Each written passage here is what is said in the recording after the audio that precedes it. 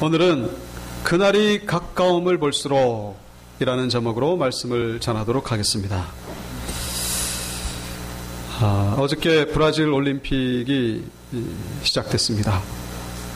그래서 스포츠 경기를 좋아하는 분들은 아마 당분간 즐거운 시간을 보내지 않을까.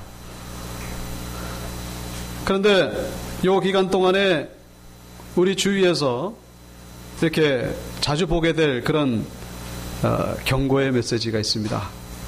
그게 바로 졸음운전을 조심하라는 것입니다. 그 야간 시청을 늦게까지 하다가 잠이 모자란 상태에서 운전하면서 사고를 내는 경우가 많이 있을 것을 대비해서 이렇게 메시지를 보내는 것을 볼 수가 있죠. 지난번에 영동고속도로 그 4명의 사망자를 내고 수십 명의 부상자를 냈던 그 관광버스 추돌 사고 원인도 졸음운전이었다는 것을 이 밝혀진 상황 속에서 졸음운전이 얼마나 위험한 것인지를 우리가 생각해 볼 수가 있죠. 자, 그런데 성경에서는 이 졸음운전보다 더 위험한 졸음이 있다고 계속해서 말씀해 주고 있는데 그것이 바로 영적인 졸음이라고 말씀하고 있습니다. 영적인 졸음. 그래서 이 구약 성경에 깨어있으라.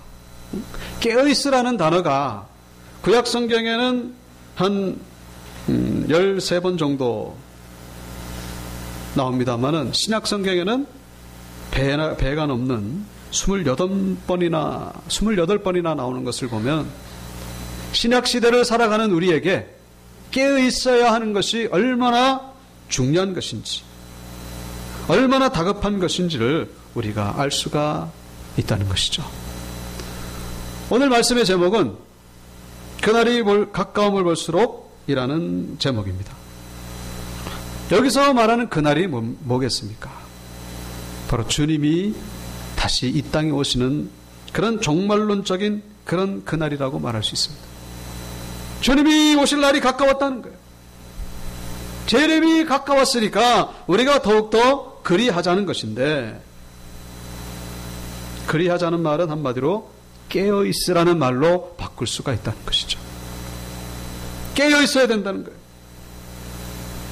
오늘 우리가 읽은 그 세 절을 우리가 봤습니다만은 성도가 깨어있기 위해서 어떻게 해야 될 것인지를 구체적으로 말씀해 주고 있습니다. 첫째는 23절에 나오죠. 믿는 도리의 소망을 움직이지 말고 굳게 잡으라는 것입니다. 그러면 따라해 보실까요? 믿는 도리의 소망을 굳게 잡자. 믿습니까? 소망을 놓치면 안 된다는 거예요. 주님께 대한 소망을 굳게 잡으라는 것입니다. 이게 점점 희미해진다는 거예요. 말세가 되면은 이 사탄 마귀는 이 소망을 놓치게끔 한다는 것입니다.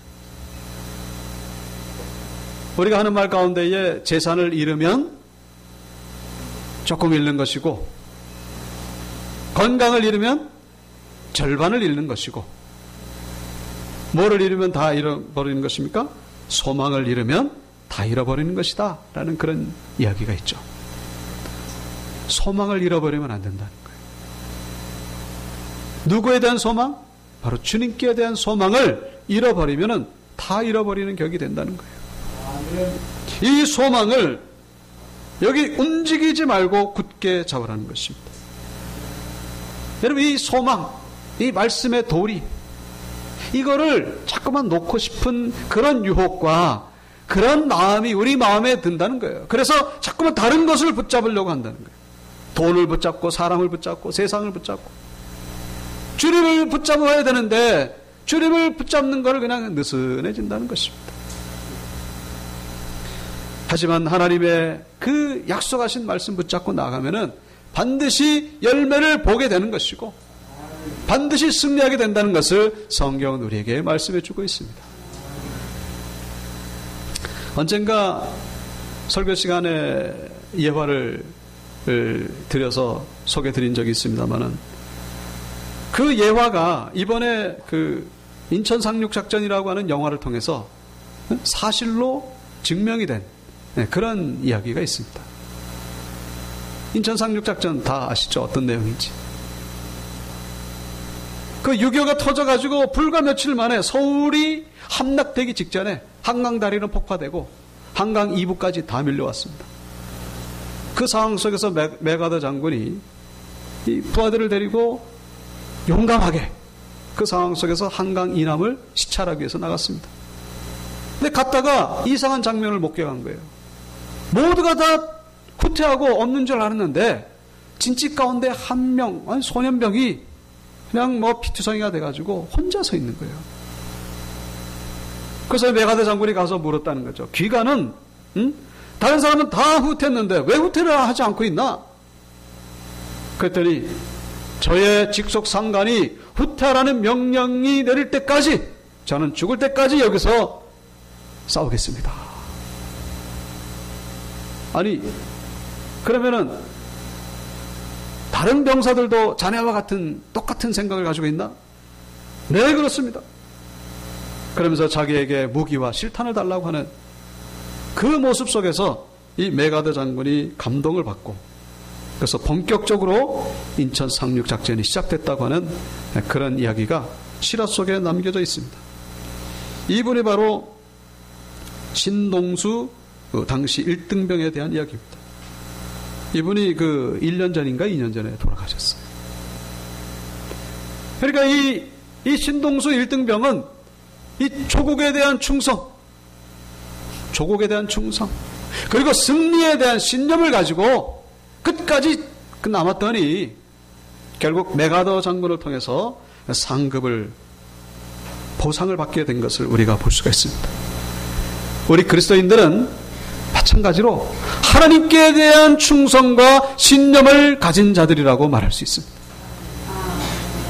하나님께 대한 충성, 하나님께 대한 신념, 이것을 가지고 끝까지 자기 자리를 지키는 자들, 이분들이 바로 그리스도인들이라는 거예요. 우리가 하나님께 소망을 두는 이유가 있죠. 오늘 본문에도 말씀하고 있습니다. 23절, 또 약속하신 이는 미쁘시니 라고 말씀하고 있습니다. 미쁘시니 무슨 얘기입니까? 믿을만하다는 얘기예요. 믿을만한 분이라는 것입니다. 이분을 믿으면은 틀림이 없다는 것입니다. 조금 전에 말씀드린 이 신동수 일병, 다행히도 그분은 메가더 장군을 통해서 보상을 받고 상급을 받았지만은, 그러나 세상 현실을 보면은 그렇지 않은 경우가 얼마나 많은지 모른다는 거예요. 철석같이 믿었는데, 될 줄로 알았는데, 100% 확신을 했는데, 그 믿었던 것이 물거품으로 돌아가는 경우가 얼마나 많이 있는지 모른다는 거예요. 수포로 돌아가는 경우가 얼마나 많이 있는지 몰라요. 그것 때문에 실망하고 좌절에 빠져가지고 심지어 자살하는 사람들이 얼마나 많습니까? 신동수 일병은 그나마 다행이죠. 하지만 그렇지 않은 경우가 많이 있다는 것을 우리가 볼 수가 있다는 것입니다. 그래서 소망이 다 소망이 아니라는 거예요. 믿음이 다 믿음이 아니라는 것입니다. 이게 분명한 소망, 확실한 믿음이라야 이게 진짜 믿음이고 소망이지, 그렇지 않은 소망과 믿음이 얼마나 많은지 모른다는 것입니다. 성경은 우리에게 말씀해 주고 있습니다. 약속하신 이는 미쁘시니라고 말씀하고 있어요. 믿을만하다는 거예요. 하나님은 믿을만한 분이시라는 것입니다. 하나님께 소망을 둘 만한 가치가 있다는 거예요. 하나님께 믿음과 신념을 둘 때에는 결코 헛수고로 돌아가지 않는다고 성경은 말씀하고 있습니다. 민수기 23장 19절, 하나님은 인생이 아니시니 시건치 않으시고 인자가 아니시니 후회가 없으시도다. 어찌 그 말씀하신 바를 행치 않으시며 하신 말씀을 실행치 않으시랴. 하나님의 약속은 반드시 이루어진다는 것입니다. 하나님의 말씀은 반드시 성취가 된다는 것입니다. 왜냐? 하나님은 인간이 아니기 때문에. 인간은 이랬다 저랬다 그러잖아요. 이랬다 저랬다 조변석계예요. 얼마나 마음이 흔들린지 모릅니다. 자기도 자기를 몰라요. 자기가 자신을 속이는 경우가 얼마나 많은지 모른다는 거예요. 하나님은 그렇지 않다는 것입니다. 사랑하는 교회 성도 여러분, 하나님께 대한 소망을 버리지 않게 되기를 축원합니다. 하나님께 대한 소망을 끝까지 나아가는 것, 이것이 바로 영적으로 깨어있는 자의 모습이라는 것입니다. 이 소망이 자꾸만 희미해져 가는 거예요. 그래봐야 소용없다, 마귀의 음성이라는 거예요. 그래봐야 무슨 소용이 있느냐. 자꾸만 우리 마음 가운데 이 의심을 가지게 하고 회의를 가져오게 하고 부정적인 생각을 가져오게 하는 것, 그게 마귀의 음성이라는 거예요. 그날이 가까움을 볼수록 더욱더 우리는 이 소망의 말씀을 붙잡는 자들이 되어야 된다는 것입니다. 반드시 승리하게 될 줄로 믿습니다. 두 번째, 24절의 말씀이죠. 우리 다 같이 읽겠습니다. 24절 시작. 서로 돌아보아 사랑과 선행을 격려하며. 아멘. 서로 사랑하라는 것입니다. 사랑하는 것이 영적으로 깨어있는 자의 모습이라는 것이죠. 그렇지 않으면 잠들어 있는 거예요. 자기만 생각하고 나만 생각하고. 어저께 설교 준비를 하다가 혹시 궁금해가지고 여자 배구가 어저께 있었거든요. 근데 그게 또 우연찮게 일본하고 붙은 거예요. 첫 번째 게임이라서. 그래서 어떻게 됐나 하고 이렇게 인터넷을 검색해 봤더니 그 하이라이트가 나오더라고요. 하이라이트가. 그걸 봤는데 보니까 이게 4년 전에 런던 올림픽 때 3, 4위전에서 우리나라가 일본에게 졌습니다. 그래가지고 메달을 못 딴 거예요. 그래가지고 이거를 다시 회복하려고 아주 4년 동안 절치부심했다는 것입니다. 그래가지고 이번에 첫 번째 경기에서 일본하고 만났으니 이게 얼마나 참 남다른 경기겠습니까? 그래가지고 각오를 단단히 하고 경기를 했는데 1세트에 졌어요. 저 가지고 얼마나 실망이 됐겠습니까? 근데 2세트에 이제 그 김연경이라고 하는 선수가 아주 키가 또 얼마나 큰지 아주 국제적인 배구 선수예요.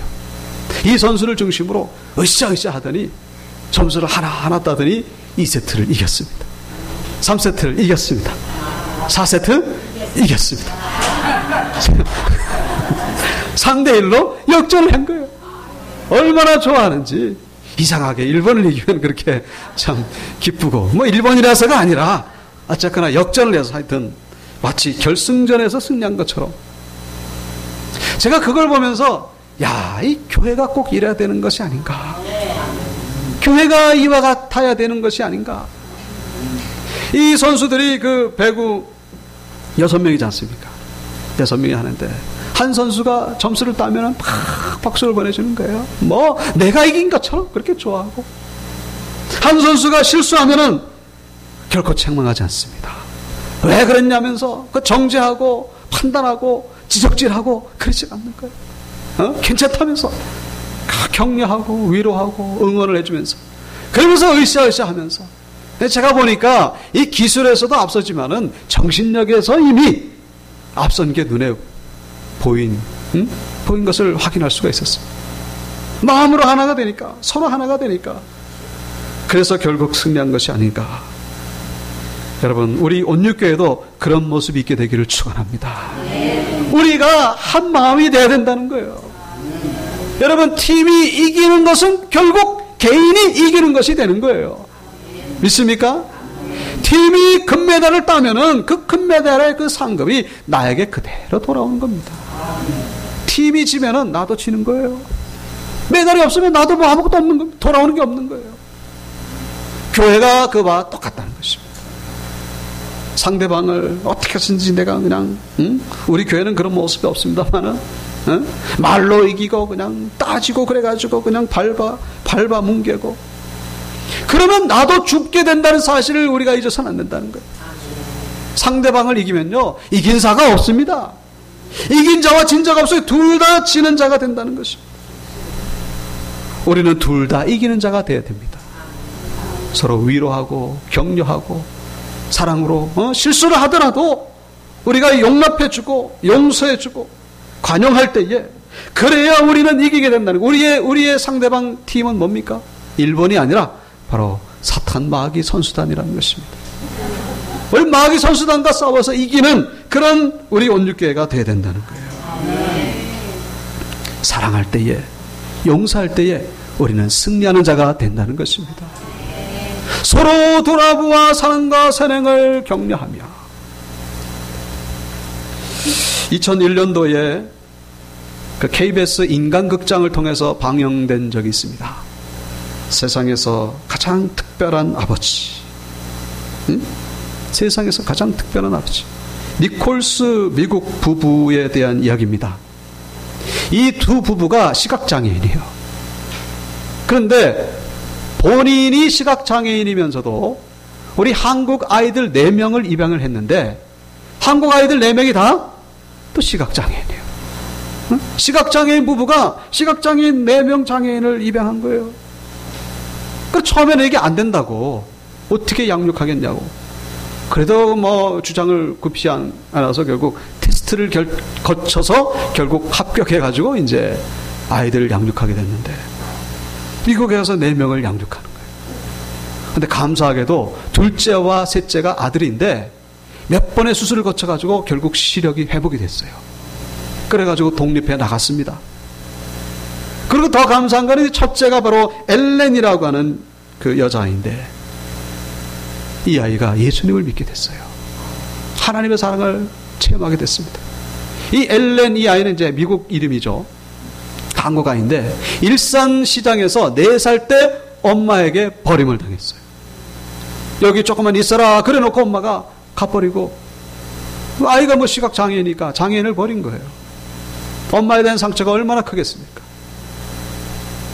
그래서 이제 미국인 부부에게 부모님에게 이제 키워져 가지고 다 큰 다음에 한국에 와가지고 이 부부를 어머님을 찾은 거예요. 그래서 어머님, 저는 이해를 합니다. 저는 충분히 이해를 합니다. 저를 찾아주세요. 그러면서 어머님을 찾은 거예요. 근데 결국은 실패했습니다. 그러면서 이제 실패하고 돌아가는데 이 엘렌이 그렇게 얘기를 합니다. 나는 버려졌지만 하나님 안에서 발견되어졌습니다. 그리고 하나님이 저의 아버지가 되어주셨습니다. 어머님 어디 계시더라도 꼭 예수님을 믿으세요. 그러면서 한국에 돌아간 거예요. 근데 이제 문제는 뭐냐면은 이 막내 아이가 시각장애에다가 이 정신적으로 자폐증에 걸렸는데 복합적인 장애. 나이는 28인데 정신연령이 2살밖에 안 됐어요. 지금도 기저귀를 갈아줍니다. 그러면서 사람들이 그 니콜스 부부에게 물어봅니다. 어떻게 해서 이 아이들을 이렇게 양육할 수 있냐고. 그랬더니 이 니콜스 부부가 그렇게 얘기를 합니다. 우리 모두는 하나님께 입양된 자들입니다. 저는 그 사랑을 실천하는 것뿐입니다. 그러면서 지금도 저 아이를 그저 그냥 사진에 보듯이 그렇게 좋아할 수가 없는 거예요. 제가 저 기사를 보면서 정말로 도전을 받았습니다. 도대체 똑같은 지구 위에 똑같은 사람이면서 어떻게 저럴 수가 있느냐 이 말이죠.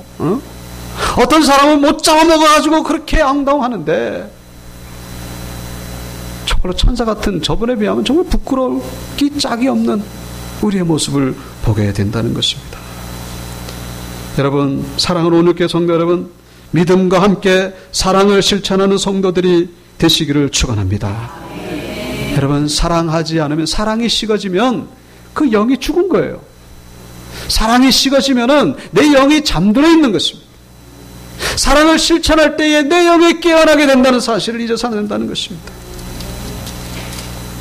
특별히 우리는 주위를 돌아보아서 믿지 않는 자들에게 영생의 복음을 증가하는 자들이 되어야 된다는 것입니다. 우리 교회 안에서만 돌아보는 것이 아니라 믿지 않는 자들을 돌아보는, 그럴 때에 우리의 영이 깨어나게 된다는 것이죠. 주님의 오실 날이 가까웠습니다. 그래서 우리는 더욱 그리하자는 것입니다. 마지막으로 우리는 25절에 나오는 말씀과 같이 모이기를 패하는 어떤 사람들의 습관과 같이 하지 말고 오직 권하여 그날이 가까움을 볼수록 모이기를 힘쓰는 자들이 되어야 된다는 것입니다. 한번 따라해 보실까요? 모이기를 힘쓰자. 믿습니까? 모이기를 힘써야 우리의 신앙이 다시금 회복이 될 수가 있다는 거예요. 그래서 교회는 마치 장작불과 똑같습니다. 장작난로와 똑같아요. 이 장작불이 모여 있으면 활활 타오르지만은 따로 떨어져 있으면은 불이 금방 꺼져버리고 마는 것과 똑같다는 것입니다. 그래서 우리는 모여야 된다는 거예요. 모여서 기도하고, 모여서 찬송하고, 모여서 말씀을 나누고, 모여서 예배드리는 자들이 돼야 된다는 거예요. 근데 25절에 나오는 중요한 단어가 있죠. 습관이라는 단어입니다. 습관. 이게 헤어지기를 시작하면은, 혼자 있기 시작하면은 그게 습관이 되어버린다는 거예요. 원래 신앙은 이렇게 하는 거구나. 여러분, 이것은 나쁜 습관이라는 것입니다. 좋은 습관은 뭡니까? 모이기를 좋아하는 습관. 모여서 예배를 드리고, 모여서 찬송하고, 모여서 교제를 하는 습관. 이 습관이 하나님이 기뻐하시는 습관이 된다는 것입니다. 우리는 모여 있을 때에 우리는 저 사탄의 적과 싸워서 이길 수 있는 교회가 된다는 것이죠. 나 개인적으로도 마찬가지라는 것입니다. 나 개인적으로는 절대로 마귀와 싸워서 이기기가 어려워요. 집에서 혼자 예배드리고 한다는 분들 정말로 위험합니다. 이단에게 밥이 될 수가 있고 마귀의 밥이 될 수가 있어요. 어떤 목사님의 칼럼을 제가 읽은 적이 있습니다. 이 목사님이 베트남의 하롱베이라고 하는 데를 다녀온 적이 있는데 사진을 보시면은 저기 봤던 그림이죠. 거기 가가지고 이상한 것이 이상하게 바다가 늘 잔잔하더라는 거예요. 바람이 부는 것 같은데 어떻게 이 바다가 호수처럼 이렇게 늘 잔잔하냐. 가이드에게 물었더니 가이드가 하는 말이 이곳에는 섬이 3,000여 개가 있습니다. 섬이 모여 있다 보니까 아무리 바람이 심하게 불어도 이 섬이 자연적으로 방파제 역할을 하기 때문에 파도가 칠 수가 없습니다. 섬이 방파제 역할을 한다는 거예요. 섬이 모여 있으니까. 이 말을 듣고서 목사님이 한 가지를 깨달았다는 거예요. 교회가 정말로 한 3,000여 개가 이렇게 모여서 힘을 합하면은 세상의 반기독교적인 그런 파도와 폭풍우를 능히 이겨낼 수 있지 않을까. 지금 동성애 파도와 그리고 IS의 그런 무서운 테러의 파도와 그리고 공산주의 유물론, 이런 반기독교적인 물결이 교회를 향해 들어오고 있습니다. 그럴수록 교회는 연합해야 된다는 것입니다. 모이기를 힘쓰는 그런 성도들이 되어야 된다는 거예요.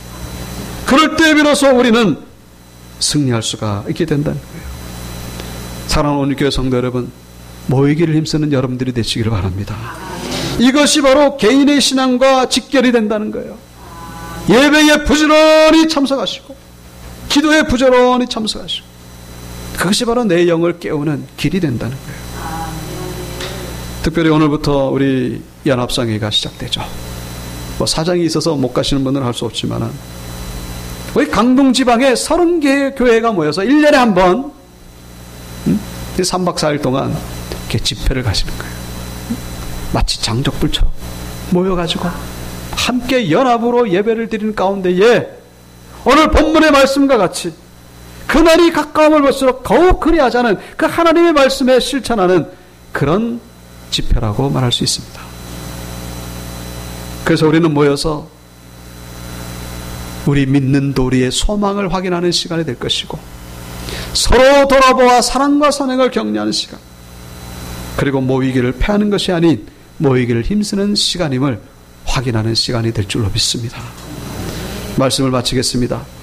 주님 오실 날이 점점 가까워오고 있습니다. 그날이 가까움을 볼수록 더욱 깨어있는 그런 신앙인들 되셔서 주님의 오심을 준비하시는 저와 여러분들 되시기를 주님의 이름으로 축원합니다. 우리 다 같이 일어나셔서 주님 다시 오실 때까지 우리 찬양하겠습니다.